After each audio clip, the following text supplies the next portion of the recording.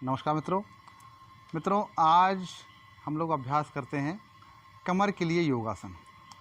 इस भागदौड़ भरी ज़िंदगी में हम सभी दिन भर व्यस्त रहते हैं और ऐसी स्थिति में जब कभी हम सभी के कमर में जब दर्द होता है तो हमारी क्रियाशीलता, कार्यशीलता और गतिशीलता तीनों पर हमारा इसका विशेष असर पड़ता है और हमारी कार्य क्षमता निश्चित रूप से प्रभावित होती है।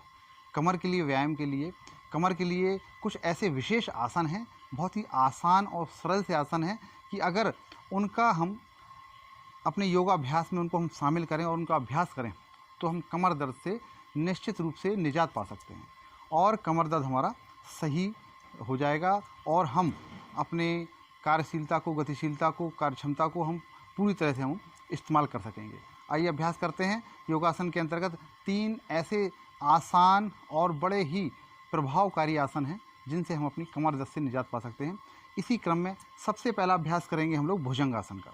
भुजंगासन कमर को हमारे बहुत ही सिस्टमेटिक, वैज्ञानिक तरीके से श्रम और व्यायाम प्रदान करता है, जिससे हमारी कमर की मांसपेशियां बहुत ही अच्छे तरीके से लाभ प्राप्त करती हैं। आइए करते हैं भुजंगासन। भुजंगासन के लिए हमें योगा मैट पर पेट के बल लेटना होगा। पेट के बल लेटकर हम करेंगे भुजंगासन का अभ्यास। बहुत ही आसान और सरल इसकी विधि है, बस हमें ज़रूरत है इसको करने की। कमर के बल हम, पेट के बल हम ऐसे लेट जाएंगे। हाथों को अपने सीने के समानांतर रख लेंगे, पैरों को खोल लेंगे और श्वास भरते हुए हम हाथों से आगे के नाभि के ऊपर के प्रदेश को उठाने का प्रयास करेंगे और नाभि तक का प्रदेश हमारा योगा मैट पर ही स्पर्श रहेगा। श्वास में की, श्वास को अंदर लेते हुए हम ऊपर देखने का प्रयास करेंगे।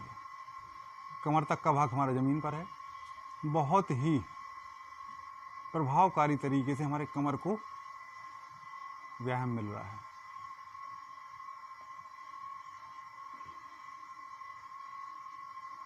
श्वास छोड़ते हुए वापस आ जाएंगे। प्रारंभ में योग साधक 10 से 15 सेकंड तक ही इस आसन को करें। अभ्यास हो जाने पर हम इस आसन को 1 से 2 मिनट तक भी लगातार कर सकते हैं। पुनः एक बार अभ्यास करेंगे भुजंगासन। श्वास भरते हुए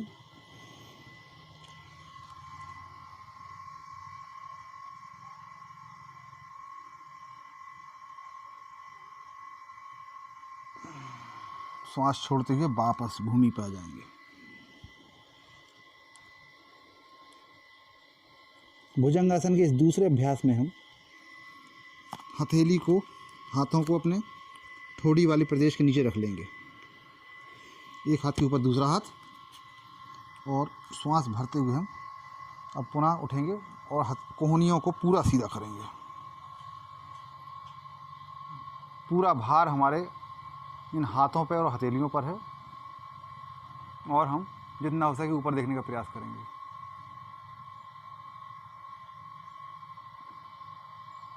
श्वास छोड़ते हुए हम वापस जाएंगे। इस आसन को 2 से 3 बार हम दोहरा सकते हैं। फिर से श्वास भरते हुए ऊपर आएंगे, कोहनियों को पूरा सीधा करेंगे।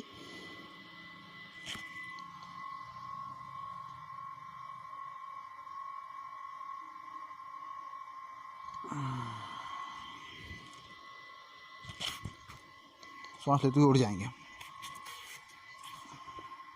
इस तरह से हमारा ये हुआ भुजंगासन। कमर को हमारे विशेष रूप से लाभ प्रदान करता है। अब कमर के लिए हम अगला अभ्यास करेंगे हलासन। हलासन, जिस तरह से हमने बैक बेंडिंग की, इसी तरह से अब फॉरवर्ड बेंडिंग के लिए हम करेंगे हलासन। हलासन करने के लिए हम पैरों को ऐसे फैला लेंगे, दंड स्थिति में आ जाएंगे आगे की ओर के, और पैरों को हम पीछे ले जाएंगे प्रयासपूर्वक।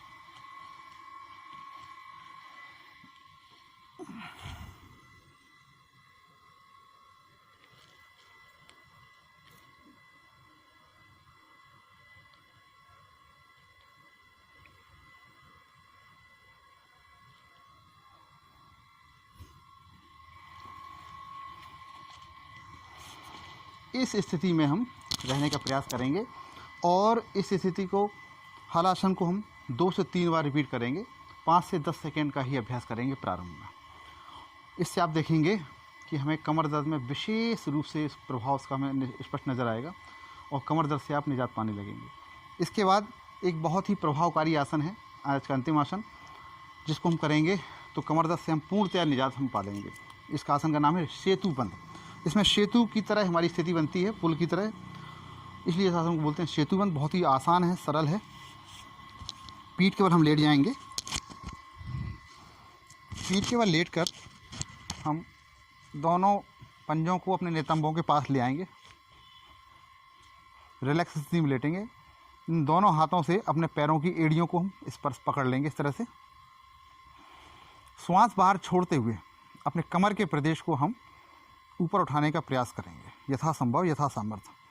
और उस स्थिति में हम 5 से 10 सेकेंड रुकने का भी प्रयास करेंगे। आइए करते हैं सेतु बंध आसन। श्वास हमने छोड़ी बाहर,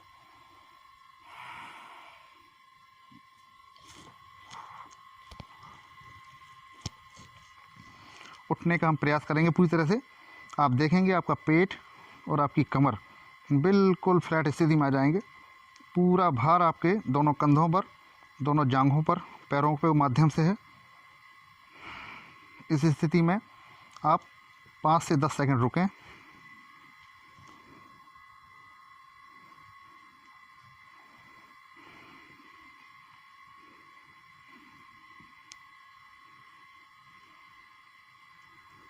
श्वास छोड़ते हुए वापस आएंगे।